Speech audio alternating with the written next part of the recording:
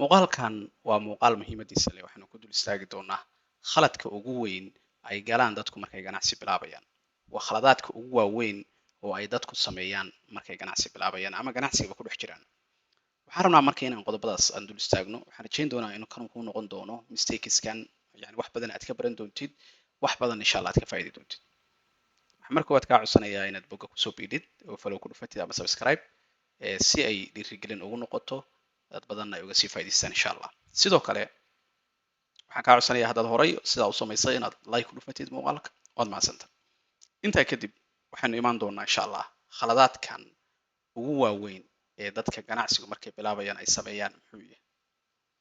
Marka khaladaadkan waxaa laga yaabaa wax badan inay kuusi hadda waxaa laga yaabaa warkayga markaad iska dhegeysato qof iska sheekeynaya runtii inaad u qaadatid laakiin runtii haddaad ka faa'iidaysatid lacag badan, kharash badan, dadaal badan, sidaba waa inaad fahantid business marka laga hadlayo lacag keliya sheekadu maaha.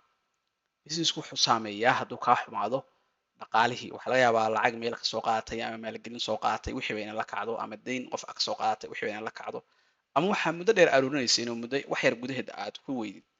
Sidoo kale wuxuu dhib u keensanayaa mentalityga maskaxdaada oo qofka maskax ahaan baa damage u gaaraya. Tusaale ahaan wixii aad haysatay markii aad aragtay wixii oo burburay aad kusoo tiriya tacbashay maskax ahaan damage baa kuu gaaraya. So mental problemna waa keenaa businessku. Saa darteed marka khaladaadkan iyo waxyaabahan waxay laga yaabaa inay kaa saacidaan ama kaba hortagaan in dhib intaa la eg uu kusoo gaaro oo maxaa la yidhahdaa wax badan aad ma aragtay aad loos garaysid. Qodobka saddexaadna dee waxa weeye waa financial loss oo waa taynu naqaano waxa weeye dee loss caadi abaa geli kartaayo financial ah oo waxa weeye gurigii kiradii meesha lagaa saaro meeshii xidhid reerkii ama noloshaadiiba waxaad cover garaysid weydid saddexdaba marka way dhacdaa. Saa darteed waxay u baahan tahay khaladaadyada businesska kaaga iman kara inaad ka taxadirid ilaa iyo xad intii tabartaada. Yes, ma waxaan ku leeyahay yani mar walba khalad kasta waa la iska ilaalin karaa oo yani mar walba bilaa khalad buu kaa noqon karaa may marka qaybtooda adoo khalad ka taxadaraya ayaa haddana geli kartaa. Laakiin muhiimaddu waxa weeye inaad dadaashid intaad karaankaada ah. Waxaana wax ciyaar ciyaar maaha wax noloshaada life u saameynaya wey. Physically ahaan, financially ahaan iyo mentally ahaan. Waayo haddaba haddaan dul istaagno insha Allah qodobada kaas waxaan rabaa inaan kula wadaago 10 qodob markaan waa ku badiyay 10 qodob baan rabaa inaan kula wadaago. Iga soo yara badiyay laakiin waa soo koobaya sharaxaadooda. Muuqaalo kale ayaan u samayn doonaa faahfaahin ayagoo ah laakiin muuqaalkan faahfaahin runtii kama gaari karno. Qodobka ugu horeeya waxa weeye dadka qaybtood business markay bilaabayaan ma lahan problem saxa oo ay xalinayaan. Yani problem ay xalinayaan ama businesskooda ma wacda waxa uu xalinayo iyo waxa uu yahay ma cadda. Saa darteed waxay keenaan inay hadba meel ku boodaan taana waxay u keentaa dhibaato u geysanaysa. Saa darteed ba qofku wuxuu u baahan yahay businesskiisa inuu marka hore kasoo fakaro problemka uu xalinayana uu yaqaano iyo cidda uu adeegayo iyo shaqada iyo waxyaabaha la xiriira inuu fahansan yahay. Qodobka labaad waxaad u baahan tahay dadka waxay bilaabaan businesskooda iyagoo aan cilmi baaris samayn. Waxaad u baahan tahay inaad cilmi baaris samaysid. Markaad suuq galaysid ama business furaysid ama wax bilaabaysid cilmi baaris u baahanta. Waxaa laga yaabaa qofku inuu dhaho research markaan sameynayo dee aan lacag uma hayo aan research ku sameeyo. Runtii arrintu saas maaha. Waxaa bilaabaysid percentage ka mid ah ku geli halka. Tusaale ahaan 5,000 business ku bilaabi lahayd 500 oo ka mid ah research geli cilmi baaris geli oo waxaan ma loo baahan yahay mise looma baahna daraasad haddaadan gelin hadhow waad ka shalayn ama hadhow lacagtaadii lifekeed baa wax ku barbaranaysaa. Hadhow marka kama macnaha hadhow si loo badbaadsho male. Waayo dee xogtii gadaal baad ka ogaanaysaa markaa businesska gashid. Marka gadaal meeshaan ka ogaan lahayd bal intaad dadaali kartid horey kasii ogow research samee. Oo kadibna markaa waxa weeye fikradaadu inay soconayso in kale markaa hala xaqiijiyo. Qodobka saddexaad waxa weeye waxa loo yaqaano hadda tusaale ahaan researchkaas oo kale waxyaabaha aan sameynay ka mid tahay oo aad naga soo dalban kartid haddaa u baahatid. Waayo qodobka saddexaad waxa weeye copying oo dhaqankaasna Soomaalidu balay ku tahay marka qof waxa arkayaa wax bilaabay isna wuu ka daba bilaabaya. War qofkan adiga waxa marka qaybtood yes waa dhacdaa inaad qof wax ka daba bilowdid laakiin adoo ku talagalay ka daba bilow laakiin ha iska copying. Waxaad daraasaysay oo adigu ku qanacday yes dad ku jiray oo kale inaad ka daraasaysid wax dhiba male. Laakiin waxa marka koowaad horta imow level adigu aad doonaysa wixii ha gaarto laakiin hebel baa waxa furay ama hebel waxa furdhay anigana waan ka daba furanayaa waxay kuu keeni kartaa loos aad u ballaaran sababtoo ah adiga qofka isku mid ma tihiin. Qodobka afraad waxa weeye inuu qofku ku bilaabo waxa si sare. Tusaale ahaan qofku lacagtii wax allaale wuxuu hayay 10,000, 30,000, 100,000 waxa laga yaabaa inuu maalgelin soo qaato ama deyn ku soo qaato ama soo aruursho boqolkiiba 0.1 kama reebayo wuxuu gelinayaa businesskii. Taa maxay keenaysaa marka sidaas businessku uma shaqeeyo. Waxaa laga yaabaa wixii aad maalgelisay waxaan ahaynba ama wax yar ka duwan dadkii inay u baahdaan hadhow ama si yar in loo baahdo wixii waxaan ahayn inay kugu soo baxaan.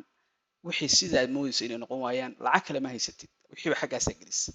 Therefore marka businesskii inuu isbixiyo ayaa adkaan karta iyo businesskiiba inaadan hayn lacag labaad oo aad ku cover garaysid waxyaabaha kugu soo bixi kara. Saa darteed businesska lacagta ugu talagashay ugu yaraan kala bar ka mida ku bilow tijaabi horta marka koowaad kadibna barka kale sii geli haddii wixii saxan yihiin ma garat ama wax yarba ku bilow kala barba xataa hadda artiga sii yaree. Qodobka shanaad waxa weeye dadkeena waxay isku dayaan ama businessyada qaybtooda isku dayaan waxyaabaha faylgareeya waxaa ka mid ah inuu qofku isku dayo inuu target ka dhigto cid kasta. Yacni qofkan wuxuu isku dayayaa macaamiisha ugu badan uu gaari karo inuu gaaro. Taa maxay ku keenaysaa marka inuu macaamiilba waayo. Saa darteed waxaad u baahan tahay macaamiisha aad target ka dhiganaysid inay kuu cad yihiin oo adiga muhiim kuma aha dadka oo dhan inaad gaadhid laakiin waxaa muhiim kuu ah dadka oo dhan haddaad rabto inaad gaadhid cidna gaari maysid sababtoo ah lacag badan bay kaaga baahan tahay markaa dadka oo dhan gaaraysid laakiin dad cayiman haddaad rabto inaad gaadhid oo macaamiil ka dhigatid lacag kooban baa kaa gelaysa. Qodobka lixaad dadku waxay isku qasaan lacagtooda iyo lacagta ganacsiga. Waxaa arkaysaa qof hal lambar isticmaalaya lambarkaas ayaa lacagtii tiisana kusoo dhacdaa hadduu wax gadayana kusoo dhacdaa wixii marka wax hal lambar bay kusoo wada dhaceen wixii lama kala garanayo tee ah tee ahayn tee business ka timid taan ka imaan transactionska waxay kala aadeen lama fahmi karo. Balaas xitaa ma fahmi kartid businesskaadu inuu shaqeynayo isu shaqeynayn sababtoo ah wixiiba lambarkaada soo mareen laakiin hadduu businesska akoonkiisa lacagta kusoo dhacdo hadhow waxa la qiimeyn karaa businesskan bishii markay dhamaataa fiirin karta akoonka maxaa kusoo dhacay wax meesha wax ku jiraan iyo in wax ku jirin iyo businesskan inuu wax faa'iido leeyahay inuusan lahayn waa arki kartaa haddii meesha transaction fiican mareen businesska business shaqeynaya weeye haddii san waxba marin business shaqeynaya ma aha halkaas ka fahmi kartaa laakiin lambarkaada dhibaato badan ay ka imaanaysa inaad lacagta marisid therefore marka akoon gaara u fur businesska bangi gaara u fur waa halkaa mari. Qodobka toddobaad waxa weeye qofku wuxuu rabaa faa'iido degdeg ah. Arrintan aad ay u badan tahay qofka xoogaa yar buu soo qaadanayaaba waxaa laga yaabaa xoogaa yar oo maalgelina bank ka soo qaata 5,000 oo kale shantii buu businesska hore kaga tuurayaa ama 100,000 ha noqoto horu kaga tuurayaa wuxuu rabaa businesska uu furay inuu macal bangiga ka bixiyo hadda caqligiisa fiiri businesskaas lacagta kasoo bixi doonta inuu lacagta maalgelinta ku bixiyo rabaa ama hadduu deyn kasoo qaatay deynta ku bixiyo ama hadduu ayuuta kusoo qaatay ayuutada ku bixiyo. Taa warka fikrad aad u khaldan sababta ah businesska lacag degdeg uma soo saaro.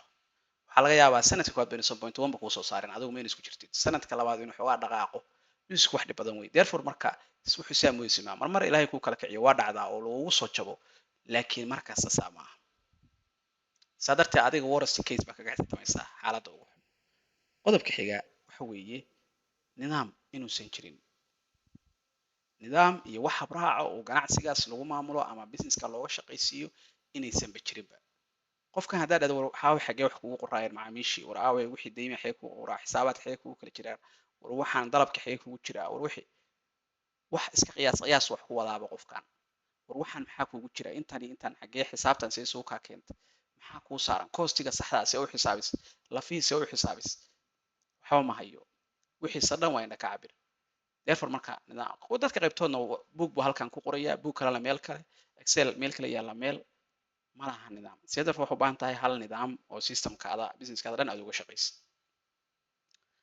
Way qodobka xiga waa suuq geyn xumo ama suuq geyntii yuu ka cabanaya yuu ka cabsoonaya dadka qaybtood ma ogola inay lacag ku bixiyaan businesskooda uu shaqeeyaa uu laba dhacaya hadduu rabo ma ogola inay lacag ku bixiyaan suuq geynta.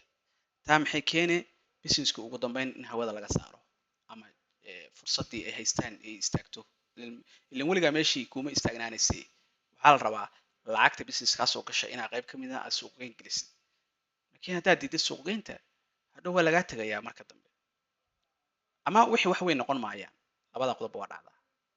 Qodobka ugu dambeeya oo tobnaad waxa weeye dadku inaysan waxba ka baran ganacsigooda. Ganacsigu ka shaqaynaya muddo dheer waxba kama baranayo. Macnaha wuxuu la jeednaa halkaa businesska waxaa la rabaa meelaha khaldan inaad saxdid, meelaha ku lidatid inaad hagaajisid, meelaha ku fiican inaad ku iyada focus ka saadhid. Businesska dhan waxaa la rabaa inaad daraasaysid aad ku jirtid oo xog rasmi ah data laga aruursho baa la rabaa. So taa ma samaynayaan. qof waxaa arkaysaa 5 sano ka hor problemka haystay baa hadda haysta. Meeshaan surface xumaa loogu dhimanayaa businesska meesha ka jira. 5 sano kadib weli surface xumadii waa businesska ka jira. Meeshaan lacag badan qofaa ku maalgeliya dhowr boqol oo kun ah. Laakiin surface adeeg xumo baa macaamiisha uga cararaan. Waxba kama daraasaynayo. Waxba kama baranayo. Therefore marka businesska waxaad u baahan tahay inaad wax ka baratid. Haddaadan wax ka baran oo businesski aadan asaga laftirkiisa darsi ka dhigan oo aadan daraasayn macaamiishaada, shaqaalahaada, marketka kugu xiran, competitionkaada, waxa aadan daraasayn ugu dambeyn businesskaadu wuu isa soo xirayaa sababtoo ah maadan daraasayn. oo wax awood kaa weyn marka dambe dusha kaa maraysa.